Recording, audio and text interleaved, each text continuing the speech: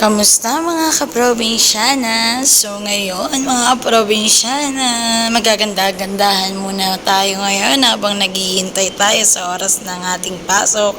So ngayon, tingnan nyo, sobrang init dito sa Middle East, dito sa Dubai, sa UAE. Sobrang init talaga, mga grabe mga guys. Kulang na lang mag-collapse ka talaga sa sobrang init. Tingnan mo yung mga nagtatrabaho ng construction, sobrang nakakaawa sila kasi sobrang init. Pero sana naman yung company nila bigyan sila ng work na panggabi kasi sobrang init talaga dito sa Middle East. At ngayon, habang naghihintay ako, video-video muna. At lakad-lakad lang kasi nakakainip na talaga. Halos 30 minutes na akong naghihintay kasi ang pasok ko is 2. Maaga akong nakarating dito sa unit ni client. So ngayon, ganda-gandaan muna tayo. At ngayon, syempre, maghihintay muna tayo dito hanggang sa makapasok na tayo sa bahay ni client. Pero syempre, bawal mag-video dun, no? Pumunta nga pala ako mga kaprobinsyana dito sa kabilang side ng building kasi gusto kong ma-check kung anong meron dito. So, ayun lang naman, terrace. Sobrang init talaga ng panahon. Pero, happy pa din. Masaya pa rin tayo. So, ayan.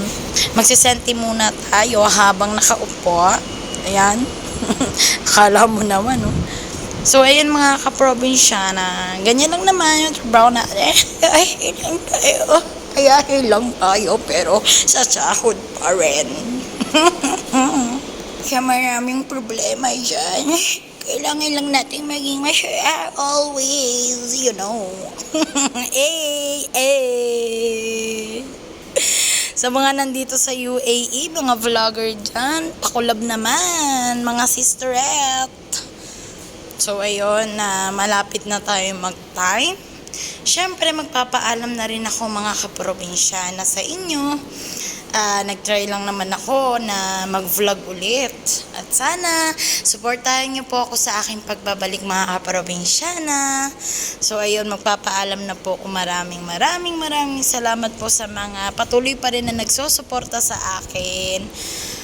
Hanggang sa Pilipinas, Qatar, at ngayon ay sa Dubai. Maraming salamat po sa mga followers ko sa Facebook at sa mga subscriber ko po sa YouTube. Shoutout nga po pala kay Ninong Badi Tubal, kay Tatay Lando, sa mga Japper Sniper family, sa aking tatay na si Tatay Asyong, sa nanay ko, si Nanay Seni, sa aking mga support daba.